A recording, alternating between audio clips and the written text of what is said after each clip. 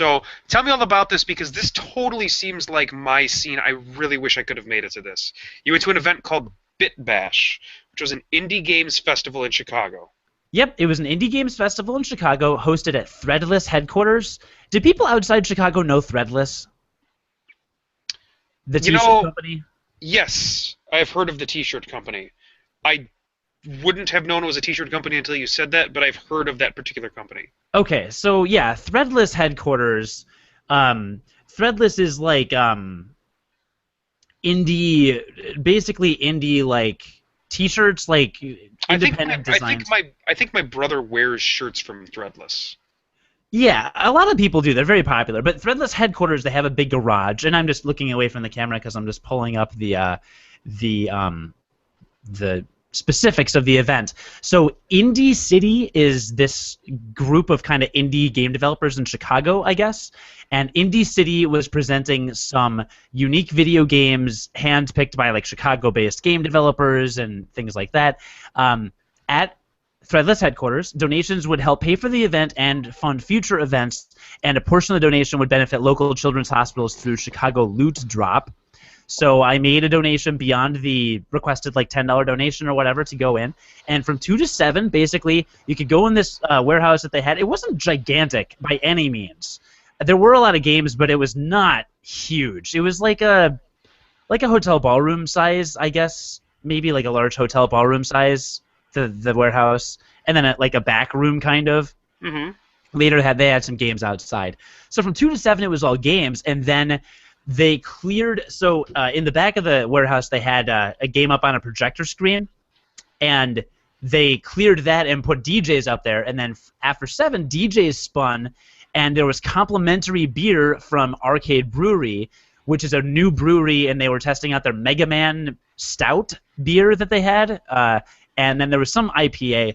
I didn't particularly love either of them. I'm not a big beer guy. Chicago is a huge city for microbrews. Like, you like girly drinks. no, I don't like girly drinks anymore. I drink whiskey now, straight sometimes even. But I do some beer. It's whatever. It was whatever. I didn't love them, but they were pretty popular and they were free, so I'm over it. But that's what the event was, and so there are all these games kind of set up. If you go to Instagram.com/CodyGoff, and I'll put a link on our Google Plus page in the YouTube description, Instagram.com/CodyGoff, and you look at stuff from the first weekend in September, you'll see a lot of videos. I took a lot of videos. You saw me spamming your feed. So this particular festival is more like a it's more like a is it kind of like a PAX for indie games then? Like it's meant for the general public to come in and take a look at these indie games? Yeah, absolutely. Okay, so it's not like a developer style. No, not at all. Not at all. Okay, so let's just trying to kind of get the vibe of the festival that you went to. Yeah, definitely. There were a lot of developers there and people that work on indie games. Like I met this guy whose name I totally remember. I met this guy John who actually lives in the suburbs, but he has composed the scores for several video games. He told me what they are, but I can't remember them. So, there's some networking that goes on, and a lot of people swapping business cards and things like that. But for the most part, it was just, come spend your Saturday playing video games. I went with like 8 people, and none of them had played video games. Right. I mean, were developers or anything. So that was the vibe of it, and it was cool. And there were certain things there. It was interesting. There was a range. There were some Xbox Live Arcade indie games that are already out on the marketplace, have been on the marketplace. Cool. There were some games that are in development or kind of on the cusp of being released. There were prototypes, and then there were games that will never be released and are just pet projects. They're like proof of concept for that particular developer. It's just like a thing that they're doing for fun. Very much for fun. So one proof of concept that was particularly fun was called Relax Harder. And it was there's no screen to this game. Okay. You wear a little headset, and it measures your brain waves. It's one of those kind of things. Okay. And you look at not a neon bar, but there's like a long tube, right? Maybe like a 5-foot-long tube that was sitting up on the stage. 5-foot-long tube with a bunch of LEDs in it. And on the left half was a yellow light. They were all yellow lights. On the right half were all purple lights. Whichever one of you is like the object of the game is to get your lights to light up the entire bar by relaxing harder. So you're controlling it with your mind, basically. You're controlling it with your mind, and you need to relax better than your opponent to light up this bar the whole way. Which is kind of like a Chinese finger trap, because like whenever I opened my eyes and looked at the bar, I was screwed. I started to lose. But when I closed my eyes and I tried to like block everything out and just relax really hard, then I would go over. It was very interesting. That's totally random. It's super random. What a weird thing. It is, and I'm looking through the business cards right now. The woman running it, she and her husband had made it in their living room. They just made it for fun. They have no intention of releasing it anywhere. How did they have access to equipment that allowed them to do this? I don't have any idea. Weird. I tried to get her information. Oh, actually, no. Oh, my gosh. Look at me thinking ahead. I texted myself some basic information. It was developed by Carl Hill Popper, who works at Vocal Interactive. The Carl Hill Popper? Yeah. Carl Hill. It was maybe Pill Popper, but I think it was Hill Popper. I prefer Pill Popper. The Carl Pill Popper? I think it was the Carl Hill Pill Popper, yeah. So that game was there, and she's like, yeah, we just plan on bringing it around to stuff like this, events like this, and having fun. So that was cool. That is pretty cool. And I played it with my friend, and I won, by the way. But yeah. You relaxed the shit out of that game. And my friend, of course, grabs a literal bullhorn and starts yelling in my ear trying to screw with me because, of course, they wanted me to lose. And but you didn't. Yeah. You can relax under any condition. Under any circumstance. And then I was thinking the whole time, I was like, I wonder if people smoked a bunch of weed and then did this, like, what would happen? Would it just be like a stalemate forever? They'd probably freak out and get really paranoid, and neither could relax. It could. I don't know. I'm never going to find out because you can't get the game. But it's called Relax Harder, and that was kind of fun. There were more finished games. There was one called Video Ball. Have you ever heard of that? Nope. Video Ball is really fun. It's an Xbox Live Arcade indie game. It's available. Go download it. It's really fun. It's a 2 versus 2, like you play as like arrows and you shoot balls at each other's goals, basically. So it's like a mini kind of like soccer-y game. It's super fun. But I think it's probably, it's an indie game, so it's probably only local 2v2. Otherwise, it's gonna be lame. It's probably also a buck. Probably also a buck. Yeah. So if you got friends coming over, check out Video Ball. That was hella fun. Okay. There was also, and I told you this, Killer Queen. Have you heard of this? No. Killer Queen. Okay, so this is another one of those things where I've heard of it. I do not know what it is. Okay. Killer Queen, big arcade game, and there are 5 players. Have you ever played Joust? Because I haven't. I have not. Okay. I know all about it. I know exactly what it is. I know how it is played. I know everything about it. I've seen little arcade cocktail machines of it. I have never played it. Okay, that's fine. Basically, it's kind of hard to explain, but it's 5-on-5.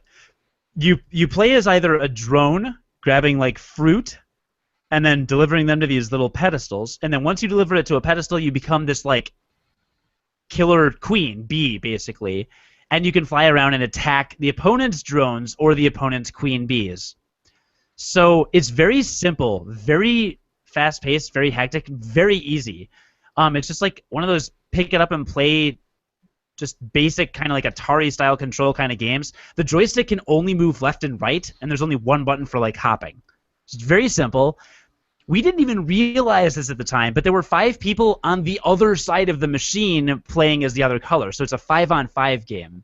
That's pretty cool. Yeah, and I don't know what the release plans are or anything like that, but it was really fun and super simple. Just like pixel-style graphics, very old school. So Killer Queen, do some research on that, because God knows I wasn't going to before this episode. We don't research anything before our episodes.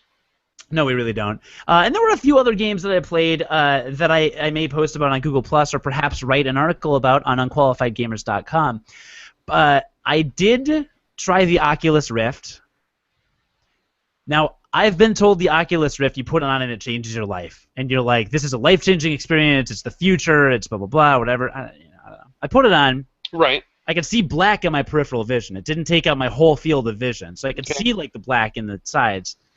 And it wasn't a game they were demoing. It was literally you got on your knees and then put your arms down your elbows and rested them on I like where this is going. on a pedestal. And you got to look around. And then somebody walked up behind you. So, okay, hang on. So you look around left and right. There's a little crowd. Very low. And then they licked your neck. Very low graphics, licked low the back res, of your neck. cartoony crowd. Like not really realistic graphics. You see crowds. When you look up, you see a guillotine, and then it drops and your head rolls off.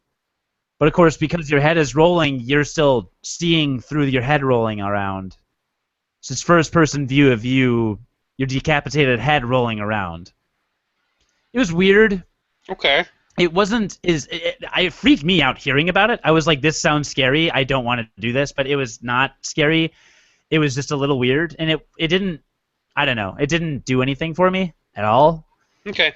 Apparently, later in the day, you could demo a game where you play as an elephant and you destroy buildings with lasers or something. But like you do. I missed that demo, sadly. But oh my god! Wait, another elephant destroying cities with lasers game? I know. They're getting really overdone, right? So I don't know. Oculus Rift probably can change your life, but I think it's not a given that it will. Maybe. So here's the thing now that Oculus Rift is like out to developers rather than it being the actual company itself that is demoing the unit, they don't, like the company that makes Oculus doesn't have an investment in people going to these little conventions and being incredibly interested in the Oculus Rift, because they're further upstream now. They're selling to developers now. So it's the developer's job to determine, or to sell you basically on this concept, right? So there are a number of developers that are using the Oculus Rift in supposedly super interesting ways. It sounds like you may have just kind of happened on one that didn't. And that is not necessarily using it for interesting ways as it relates to gaming. Yeah, it was fine. I'm not trying to knock it. It just was like, I don't know. It wasn't as light. It did not live up to the hype that I had been kind of expecting, right? Right. So there's that, and I'm just glancing at my phone, trying to look at some of the other games that I demoed, but I'm not coming up with much luck right now, unfortunately. Actually, I'm coming up with a little bit of luck. There were couple other games that I demoed and I'm not going to go into great detail because it was one of those things like you waited in line for 10 or 15 or 20 minutes, played it for like 5 or 6 minutes, and then kind of first impressions, and did you like it or not? Tell me about Gang Beasts. Is that what it was called? Hang on. Now let me go chronologically because that's the easiest way to do it. Okay. First, I think it's called Gang Beasts. Well, I'll get there in a minute. First, Crypt of the Necro Dancer. Have you heard of this? Yeah, that's been out on Steam for a while. It sounds awesome. I hated it. Do you not like rhythm games? I like rhythm games. I'm just not necessarily good at them. So why don't you explain it?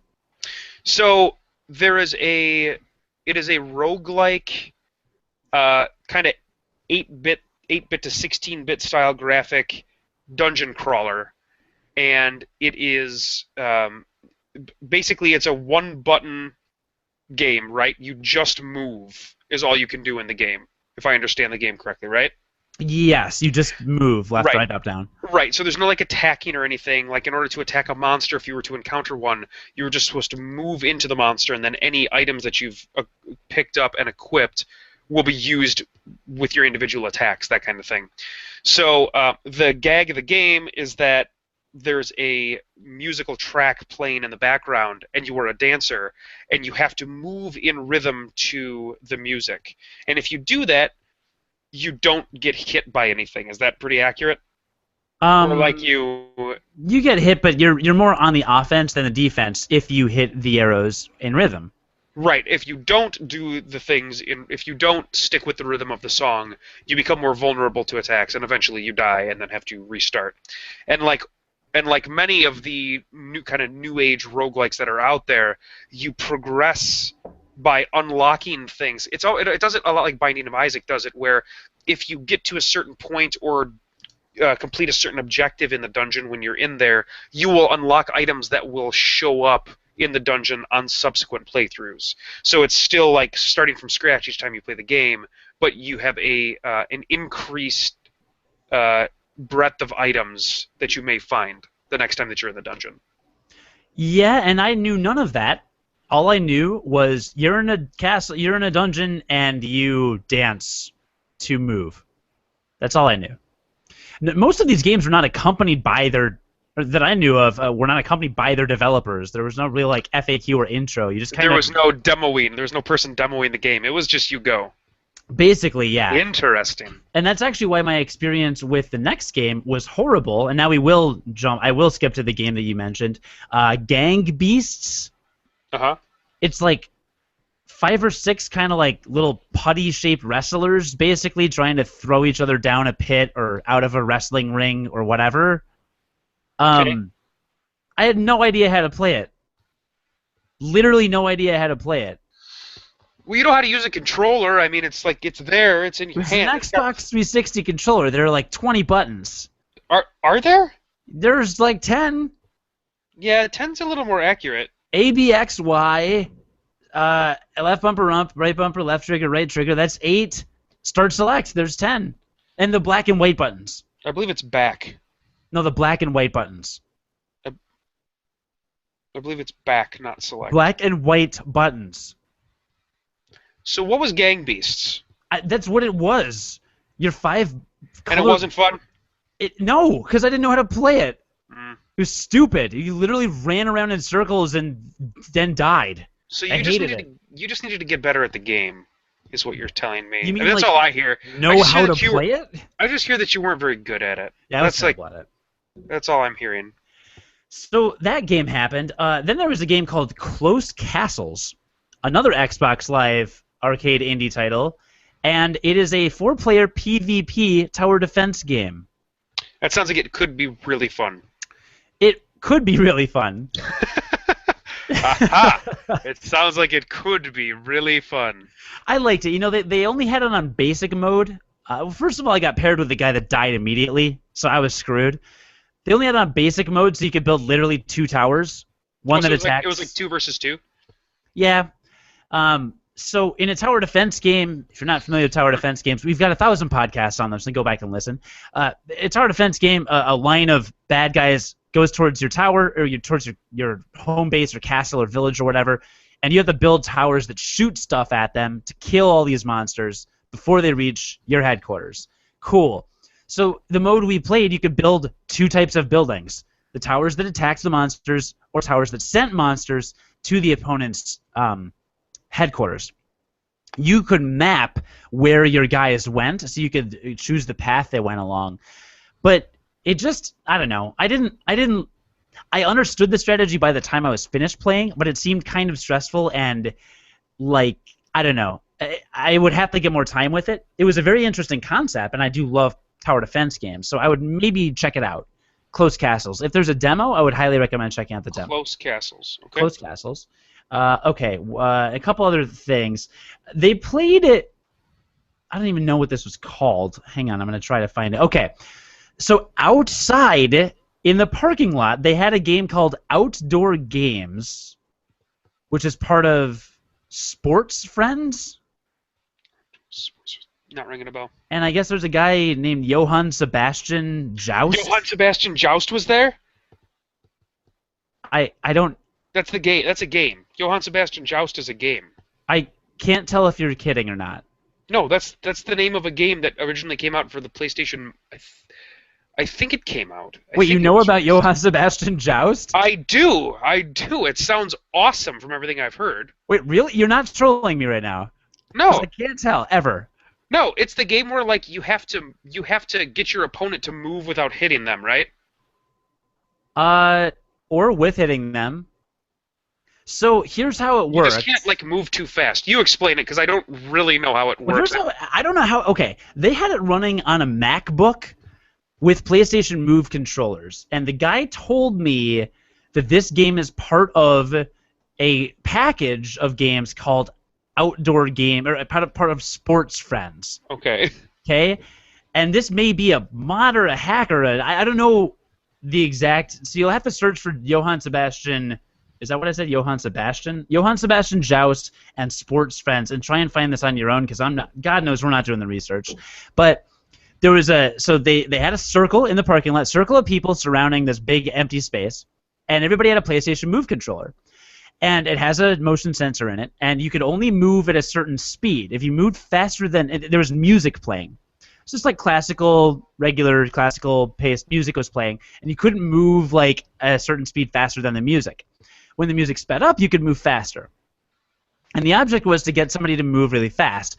I don't know about this no contact rule that you're talking about, but the object when we were playing was you had to like, flick your wrist at somebody's arm or like push somebody kind of on the side to get them to like jolt or move, and that would move their thing.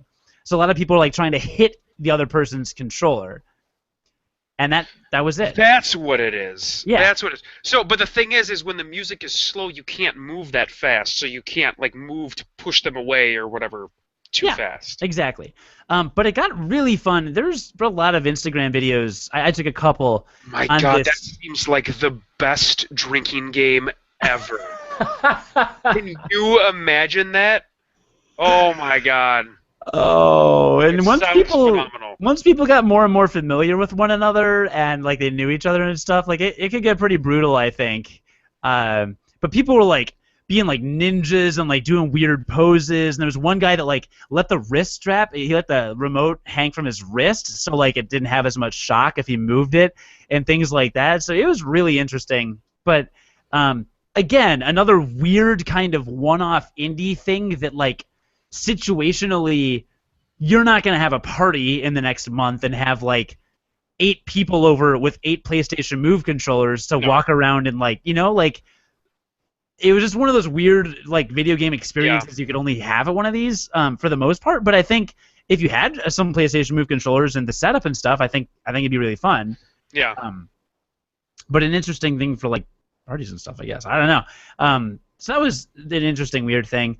And I think there's only one more game that I even need to mention. So I think that pretty much brings me to the end of my list, finally. Mm-hmm.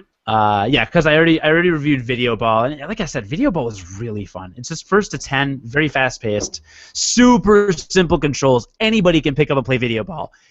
There's one button. All you do is move around and hit the one button. Super simple. Love Video Ball. Interesting. Game of the show, Video Ball. Not a game of the show. Game of the show. You heard it here first, folks. Game of the show. One of my games of the show. No, this is perhaps one of my favorite ones, interestingly. It's called The Choositron. The Choositron Deluxe Adventure Matrix by Jerry Bellick. The Jerry Bellick? Jerry Bellick. You can email him at jerry@monkeytheater.com. Theater with an E-R, not an R-E. He's also on Twitter at Choositron. He must be English. I don't know if that's right. But Jerry kindly retweeted me, I believe, or favorited a tweet when I tweeted about how awesome the Choositron is. So thank you for that so much, Jerry. But the Choositron is a small receipt. It's a small box with 4 buttons labeled 1, 2, 3, 4. And a roll of like receipt paper in it, like receipt. So we're talking about like not a controller. Like this is a new thing. Not a controller, no screen. Okay. It is a box with 4 buttons, and you press a button, and a little thing prints out on a receipt, literally on a receipt that just prints out. I happen to have one with me. It says The Choositron Deluxe Adventure Matrix version 1.3.6 by Jerry Bellick. Okay. Choose your story below. Number 1, Slugfest. Number 2, Murphy's Shorter Comprehensive Guide to Death and the Afterlife Abridged, 3rd edition. 3, Groove Driver. Or 4, No Brakes Valet. Okay. So you can hit 1, 2, 3, or 4. I don't remember which one I hit. I think I hit Murphy's Shorter Comprehensive Guide to Death in the Afterlife Abridged 3rd Edition. Okay. I believe that's what I did. So it says, you see the reflection of your smile in the window as you look out over your garden. It is lush with fresh spring rain. And my options are, number 1, go for a barefoot walk. Number 2, grab your gear and get to work. Number 3, make toast. So I made toast. This is awesome. It's a choose-your-own-adventure novel. On receipt paper. This is awesome. Isn't it awesome? That is adorable. What a cute little idea. It's a cute little idea, and I got to keep the story. Like, I have a receipt for my... It's like you play a video game and you get a receipt. Did you die? Oh my god, horribly. Like any good choose-your-own-adventure story, you died at the end. You had to. I did another one. This one went a little bit longer. This one was actually a bit longer. Did it go a little better? Did it go a little better? This one went a little better. I did... You did ultimately destroy yourself at the end of it, though. Oh no, this was Murphy's Shorter Comprehensive Guide to Death in the Afterlife Abridged. The other one that I did must have been Groove Driver or Slugfest. Okay. I think it was Slugfest because I was given the option to use slug juice at one point, and yeah. You did that, right? I mean, you gotta. Oh yeah. Always. Yeah. You always use the slug juice. Slugfest was by Alex Barrett, and the other one, the abridged story, was by Kevin Murphy.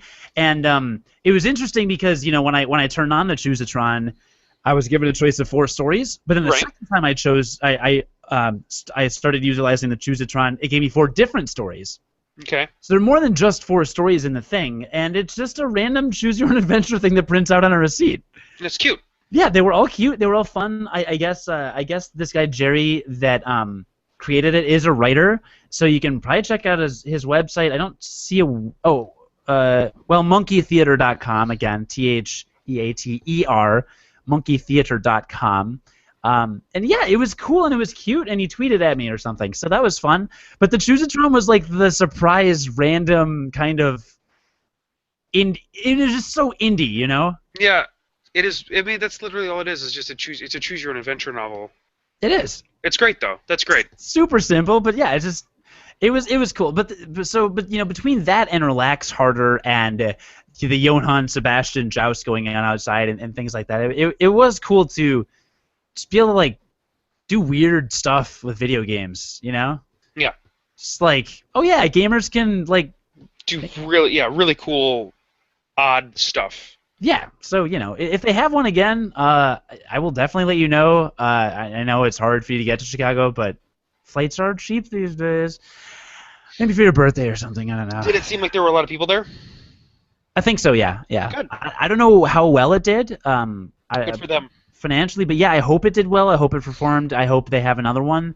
Yeah. Again, it was for a good cause. The only big downside was that I waited an hour in line for the food truck to open its doors. One of the food trucks. Yeah, that is the worst. It is really slow, but and I going into it, I kind of had the feeling because E3 is basically like San Diego Comic-Con and E3 are both kind of hurry up and wait. Yep. Like get in, wait in line for an hour. Get in line as soon as you can. Yeah. So I figured, I'll go to this thing and there'll be a lot of waiting in line, and there was, but it wasn't crazy. I liked the size. Right. It would be 20 or 30 minutes tops to try a game. Oculus Rift I waited like 5 minutes for. Right. So yeah, that was Big Bash. I think you would have had to wait longer had it been a better Oculus Rift demo. Oh honestly. My God. Oh yeah, later in the night when they did the elephant thing, it was forget about it. Right. Yeah, and longer. I mean, the beheading it literally was like a minute from putting it on to finishing at the most. It was maybe they were just trying to kind of give you an idea of what the Oculus Rift is, right? Because I mean, how long has it been since you strapped something to your head to look through it? Or it was a proof of concept, like you said, a kind of just an indie company that's like, hey, here's an idea, we can behead you, right, and still have your eyes be attached. So that's a new idea. I don't know. I think it's going to be a tricky thing to develop for because, well, maybe not. You're not going to get that. So many video game developers, somebody will use it well. No, people will use it really, really well. I'm not gonna poo-poo the Oculus Rift at all. What I think is interesting is so much of the buzz I've heard is about the immersion that you get. Right. And I think in order to accomplish that, they're going to have photorealistic content. Yeah, you'll probably need Incredibly some better visual fidelity for sure. incredible visual fidelity. So it'll be interesting to see how that perception of the medium of the Oculus Rift changes over Right. time. Because, like you said, it was all first party and it was all very high resolution, very realistic, very like. I mean, my friends that tried it, my friend Allie that tried it, said it was like she felt like she was like in Vienna or whatever. Really? And now this is different, a little more cartoony, a little more video gamey. So now Right. it won't be known for that. So it'll just be interesting to see how that changes. That's pretty cool though. Yeah, It sounds like a really good time. yeah, yes. I wish you had been there. It would have been I more fun definitely with you there. it totally sounds like my scene. Uh, yeah, but on the plus side, in addition to some of the stuff that was kind of one of a kind there, a lot of the stuff again is already out on Xbox Live Indie Arcade. Right. So it's not like you totally missed So out. it's just them like trying to get their names out there now too. Yeah, my friend waited for over a half hour to play Nidhogg, the fencing Nidhogg. game. Yeah. Have you played that? I've watched people play it. I've heard it is It looks awesome. unbelievably fun. Yeah, it looks awesome. Yeah, our good friend Carl, who has a WordPress blog called Crew God Damn It. I think that's what it's called now. He's an amazing writer about video games. He gave Nidhogg or whatever a really, really good review. Yeah. So since he wrote about it, I really, really want to get it. So I'll probably just buy it eventually. You Yeah, should. probably. So, in addition to all those other Steam games, I still haven't played because I have not played like anything. Well, you'll get that lately. new computer soon, and then you'll be able to play all of them. I'm not. I can't afford it. It'll be perfect when you get it. When you get it next week, you'll buy it next week. Literally just said I can't afford it. Probably be getting it within the next couple days, I would think. Really don't have the money for a new gaming rig that I thought I would be able to afford. I think you're probably gonna get it soon. I'll just get a PS4 and Destiny. It's not a bad idea. That's cheap.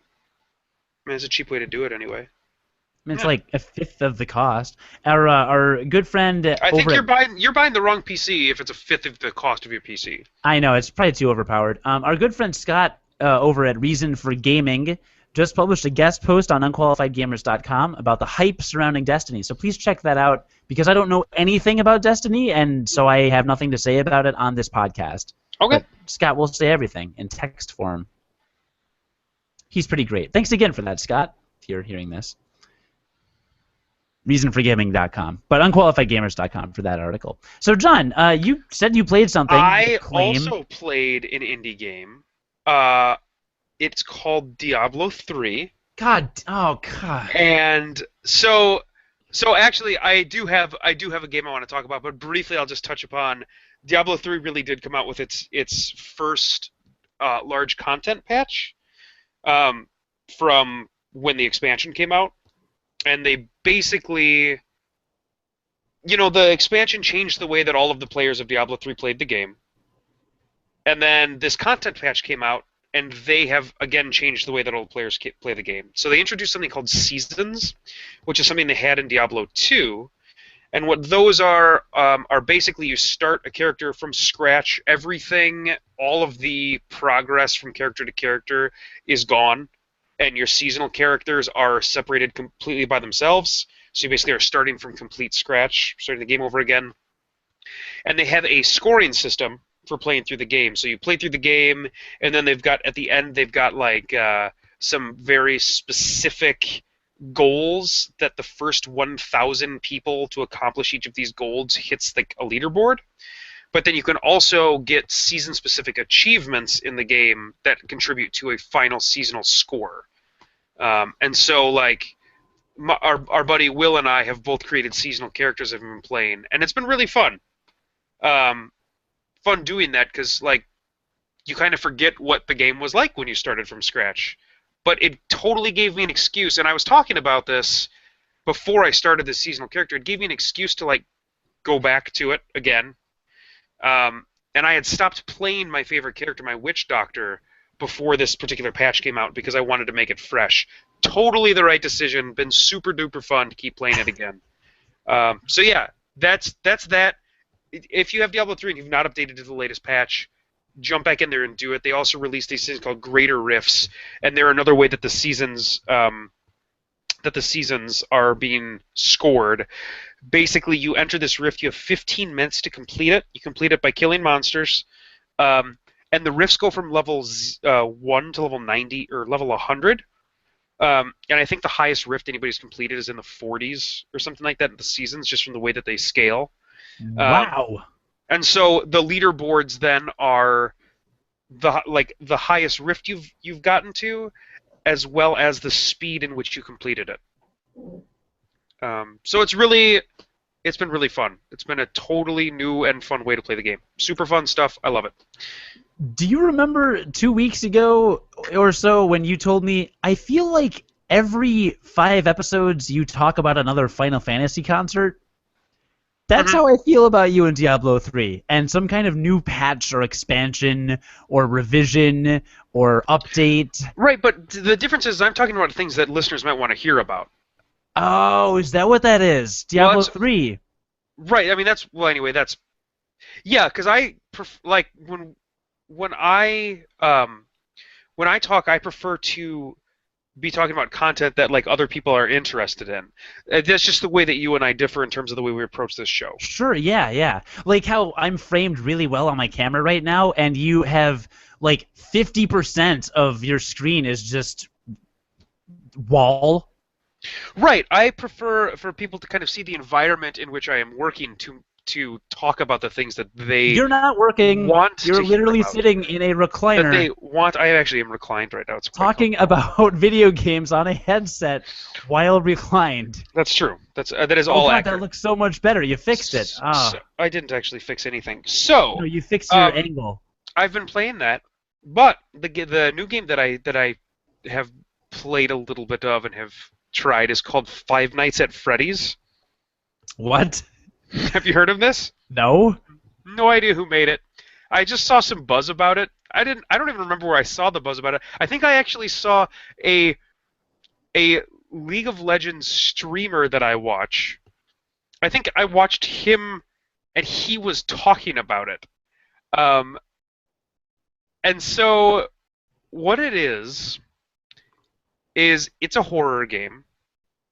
Um, and you play the role of a security guard. You responded to an ad in the paper for Freddy's Pizza, and you were their overnight security guard because their original security guard died a horrible, violent death on duty. Um, and it is your job to watch Freddy's Pizza overnight to make sure that the animatronic machines uh, stay safe. So the animatronic machines are it's basically it's a Chuck E. Cheese, right? So do you remember Chuck E. Cheese when you were a kid? I yeah, do what Okay. really? Okay, so and Chuck E. Cheese still exists. So Chuck E. Cheese, for those of you, and God, I hope we're not dating ourselves. I hope that kids still go to Chuck E. Cheese. Chuck E. Cheese, for those of you kiddos that don't know, was a pizza place with really shitty pizza. The pizza was really bad, but you always went there with your friends for birthday parties because it was a giant play area for kids with like a ball pit, like a jungle gym, that kind of stuff. A relatively large arcade with both uh, like video games, The like Simpsons and Teenage Mutant Ninja Turtles 2. exactly like your traditional video games, Specifically. as well as ticket-based video games. Like where you would Skee go and ball right and win tickets to buy stuff. and basketball. Right. So like this large physical playing area and then a video game playing area. And then they had this stage that you would go when you were like there to eat your pizza. And that's where the parents would hang out and probably drink excessively because that's I think what I would do if I was in that situation now. Um, but there was a stage with these like with a curtain, a big curtain that just came down, and it had like four animatronic animals on it. One of which was Chuck E. Cheese, which is a mouse that played the guitar or sang, I can't remember. And then there was like a moose and a squirrel and a bunny. I don't remember. Look, it doesn't matter. The point is that Five Nights at Freddy's Pizza, they have these animatronic animals, okay? And for some reason, they have to be set on roam mode at night. It has something to do with their uploading to the servers or something. Like, uh, they can't if they go offline, then they can't update their data to the servers, and that would be a bad thing. So they have to be left on roam mode. Um, However, if they find you as a human uh, out of dress, out of costume, they're going to want to force you into a costume because you can't be at Freddy's at night and not be in a costume. That's just part of the rules. The problem with these costumes, though, and this is all in the intro to the game, the problems with these costumes is that they're kind of full of wire and metal framing. Really, you can't fit a human inside one of those without kind of crushing them in there. So if these dead-eyed animatronic animals find you, they will stuff you into an animatronic animal costume. So the way that this works is you are sitting in a security office, and you've got a blueprint of the building on the bottom of the screen, and it's got about 13 or 14 different cameras to which you can switch your view to these various cameras. You can also and you do this by holding up an iPad type thing. So you hold up like a tablet, and then that encompasses your entire vision. So all you see is the map, and all you can do on the tablet thing is switch from camera to camera to see what's going on inside of Freddy's Pizza. And the blueprint and the cameras on the blueprint are an exact replica of the building. So you're not moving around at all. You are just controlling which camera you're looking at. That is all you are doing. So the blueprint is an exact replica of the building and where the cameras are placed, and you can see where your office is at. So you can see that there are cameras that are close to your office, and then there's cameras that are further away from your office. And the object of the game is there are 3 animatronic characters that are there. They're coming to kill you. However, they are frozen if you are looking at them in the camera.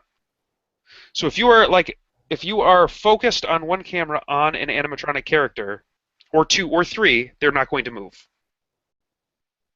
However, if you are ever not focused on them, they have the ability to move from room to room, and if they separate, then you have to switch from camera to camera to kind of pin them in place. Okay, it's got this great atmosphere though, where all of the lights are super dim, really there's this one camera there's a spotlight shining from the back, so it gives you this really obnoxious lens flare and gets an entirely washed out picture, but you can still see down this long hallway, right? It's very atmospheric. That's kind of the whole point of the game. But then there's also a mode where you can put down the iPad and look and just see your office. And in your office, you can turn on a light, which I think does something, and close the door. However, when you close the door, it drains the energy in the building quickly, and you have a very limited amount of energy because Freddy's is not a very rich place. So they don't have a lot of money for electricity. So while you're looking around these cameras, you're also draining the battery. So you basically have to keep the door open to the office in order to have enough energy to continue to look around for the entire night, so you can pin these animatronic characters in place. Now, when you very first start the first night, you get this all in you get what you're supposed to do in a phone call from the boss. And the very first thing you do is just put your camera on the 3 animatronic puppets, which are all in the room that is furthest from your office, right? So you do that, and the camera just pans back and forth across them, and nothing's happening. And nothing happens for an hour or 2 into the night. And then all of the cameras go out. Because of course all the cameras go out. So all the cameras go out, you hear some shuffling and stuff, and they come back up, and one of the characters is gone. And now keep in mind, when I play horror games, I love horror games, first of all. I love them. I don't play them enough. I genuinely love them. But keep in mind that I'm playing this game downstairs in my basement, on the big screen TV, all of the lights out, with my surround sound system on. And this game is built for jump scares. So that's like it's made for jump scares. It's made for just creepy atmosphere, right? So all of the lights go out, and you just hear this really obnoxious, staticky feedback, and they come back up, and one of the animatronic characters is gone. And I switch cameras around to try to find it, and I get a bunch of emptiness. And then I switch to like the dining room, and the character is just it's a bunny, and the bunny is just looking up at the camera with this big dopey smile, dead-eyed, like sinister eyes in its face, just standing there staring at me. Right? It's fantastic. This sounds horrifying. It is fantastic. It is horrifying. So now I'm like okay, well I gotta like I've gotta be watching this thing, but then I need to go back to this other camera because there's two other characters I'm currently not watching. So I'm basically flipping back and forth between those two cameras now. Um, and eventually the lights go out again, and they come back up, and now the character is no longer in the dining room, and I switch back to where the hub of the animatronic characters is at, and now like the chipmunk is gone too. So now I'm like frantically clicking around all of the cameras to try to find where they're at. And there's this one room that's this really long shot of a hallway. And so I switch to that one, and I just in the background you just see a silhouette of a figure. Right? And this is the one where the washed out light, like the light is washed out. And so all you see is like the silhouette of the figure because the light is so bright on this particular camera. And I'm like, okay, well obviously he's here. And it's much closer to my office now where I'm sitting. And then I switch over here, and like in the hallway leading to my office is another character, just like looking up in the corner like this. And it's awesome, right? Like it's creepy as hell. So then I switch back to that other camera again with that long hallway, and now instead of being a figure at the very back of this hallway, it's now directly at the front, and all you see is like its face and front part of its body. It basically is taking up the entire frame, so much so that it like is blocking the light, and that it's no longer a washed out camera anymore. Again, super creepy stuff. And then this like face comes over the front, and it's like, and you see like these in sinister writing, you see like the words "I'm here" or something like that. And I go to the bottom to put down the iPad, and as I'm putting down the iPad with all of these cameras, it's just a super great jump scare of the chipmunk coming to eat my face, and it's game over. So the object of the game is to, and that was night one, and I believe I was almost done with night one. But the object of the game is to survive 5 nights at Freddy's. So that's it. It's super simple. Whoever developed it knows it was simple because it's only $5. But it's just like dripping with atmosphere. Like there's a lot of attention that has been put into this this 15-minute game. And it's totally worth seeing. Like it's great. It's really great as a fan of horror games. Now, for somebody like you, who might have just wet themselves thinking about it, it's probably not your jam. While you were talking, I actually soiled myself, went to the restroom, showered, came back, and put on new pants. Just kidding, I don't podcast wearing pants.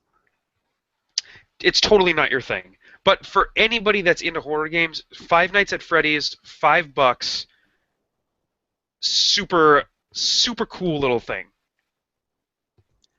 5 nights at Freddy's. More like $5, am I right? High five. There you go. Good one. That was a nice little virtual high five. Well, that sounds freaky. So it's hard because you died on the first level. Yeah, and I think it just has something to do with like I don't know exactly how fast you need to switch between cameras to kind of pin them in place, but I broke it down to like the actual mechanical level of the game. In context, in like the context of the game, you're basically told you just need to keep an eye on them. Like you need to keep an eye on these things. Interesting. So, what's to stop you from just having the camera outside your office? There's two hallways, one on the left and one on the right. Of course there are. Okay. Right. So you could just the office does only have two doors into it, one on the left and one on the right. And I guess you could just jump back and forth between those cameras, but I think eventually one of the two things that was in those rooms would come to get you. I almost so this sounds really really fun. Well, if you're into that kind of thing, which I'm not.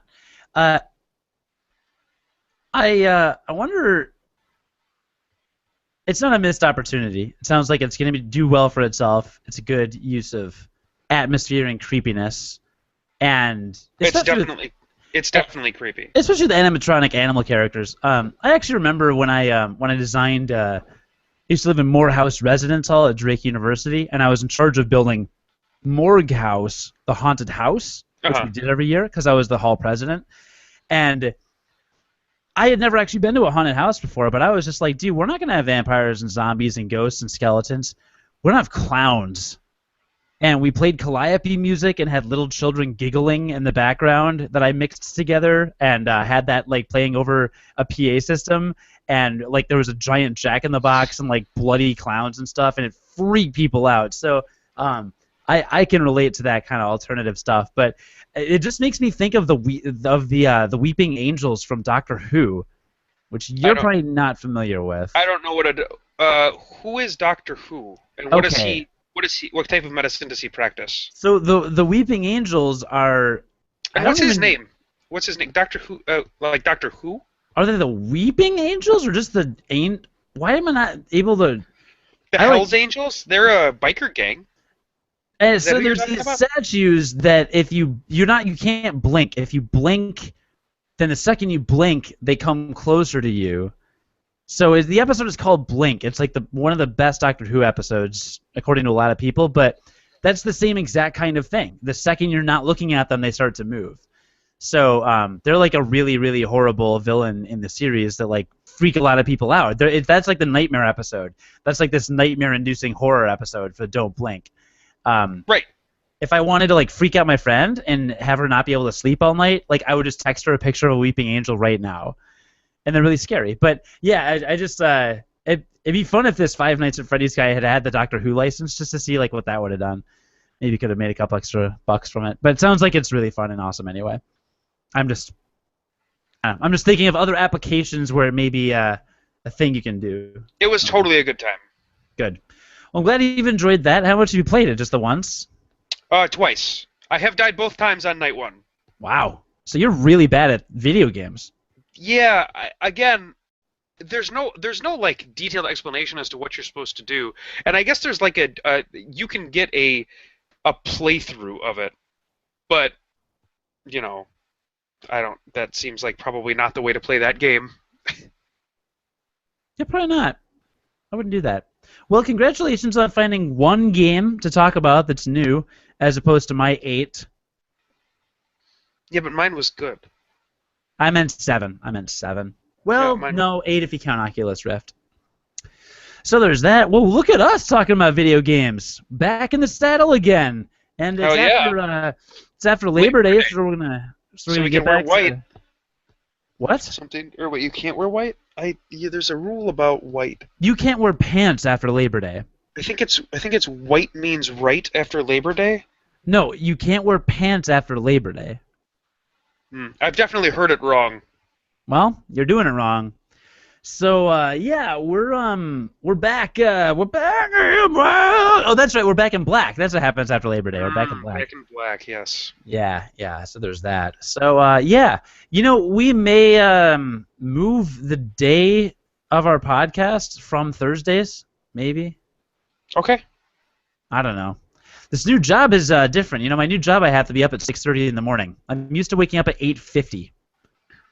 Ticket to work at 9. Because you always used to get to work at 9. Yeah, yeah. I used to get Actually, I think I have to be at work kind of early tomorrow, so I should probably go to bed soon. But yeah, so my schedule's altering a little bit. So editing is taking longer, things like that. And We'll figure it out. but I'm not as busy anymore. So As long as we keep things to be as convenient for me as possible, I think that it'll run smoothly. Sure, I think that sounds about right. It's good. We need to start polling our listeners again to see what they're playing. You know, I know that. I know that we haven't done pulled. that. We haven't done that in a long We time. really have. You know, I've been a little less active on Google Plus because what with this new job I've got, I don't. You know, I used to be my old job. I'd always have a couple minutes here or there. I'd pop up Kotaku or, you know, be working on Facebook because I work in social media. Right. You know, I click a link or something, just kind of add it to our Buffer. Buffer is the post-scheduling app that I use for unqualified gamers. I use Hootsuite for my job and professionally, but I like Buffer. Very streamlined, very simple. The applet extension or whatever always works really well. You're like saying a bunch of words and none of them mean anything to me. Yeah, so if you use Hootsuite, like that's great. I mean, it's kind of the gold standard in like post scheduling and things like that. But I like Buffer a lot, and I've been using that for unqualified gamers for like 2 years now. Anyway, I used to find a link. I'd click the little Buffer icon in the Chrome bar, and I just schedule it. So there you go. But I just don't come across as much video game content now because I'm a little busier working for a brand now. So I'm not able to dish out as much stuff, but I'll try to keep our Google Plus page interesting and our YouTube page interesting. I will hopefully get back to producing some new YouTube content very soon. Perfect. Because it's, yeah, definitely took the summer off. I'm sure if you go like 10 podcasts ago, you'll hear me be like, oh, yeah, I'm going to do this weekend. Yeah, we're going to do this we're going to do this all summer. I'm going to have 8 new videos every week. Yeah, that's pretty much what you said, and you pretty much lied about all of it. Pretty much all of that. You know what? When I was interviewing for my new job, they had like done their homework on because I'm a social media guy, so they wanted to make sure that the new social media guy knows social media. When they were Googling me and YouTubing me and stuff, they found a video and watched it. They were like, "Oh yeah, we watched one of your videos." You're like, "Oh, okay." You're like, "Oh, good. Which one?" Guess which one from our channel. The unboxing of Watch Dogs. Actually, yes. Perfect. Actually, I don't remember if it was the unboxing of Watch Dogs or the unboxing of Mario Kart. No, Mario Kart. It wasn't the one that we did, but it was either Mario, whatever Mario game that was, or yeah, I think it was Watch Dogs though. But I was just like, oh my god! And of course they're not gamers, so they don't understand that unboxing videos are a thing people actually do seriously. Right. So me posting a parody video making fun of unboxing videos just made it look like I'm this weirdo unboxing things like for no reason is very right. No, that's good because they probably had no idea what an unboxing video was. Nope. We were at work today and that's pretty awesome. I was in a meeting and one of my coworkers was just like, oh yeah, we might do a video. You do videos and stuff. You can probably make a video for this, right? And I was like, yeah. She's like, yeah, you should go home and make another one of those videos. Or no. I said Destiny was coming out today. Because she asked what's the date, and I was like, oh, it's 9/9. Destiny comes out today. She's like, what's Destiny? And I was like, oh, it's a stupid video game. I don't know why I even said that. And she goes, oh, you should make a video about that. You're going to take it out of the box again? And I was just like, oh, my God. Oh, why is this what I'm known for? It's no good. Nice. No good at all. So, I don't know. Why don't you unbox some? You buy things? I don't buy anything anymore. I have no money. There's no money. This well is dry. All right, whatever. Oh, and football started, and that is like the best news ever. It doesn't matter. I don't care. The best news ever. I don't care. You care about football. I care about 0 footballs. On a scale of field goal to touchdown with a 2-point conversion, I care a safety's worth about football. Wow, that analogy actually worked really well. Do you realize how good that analogy was? That was so good. Think about how good it was. Literally think about how good that analogy was.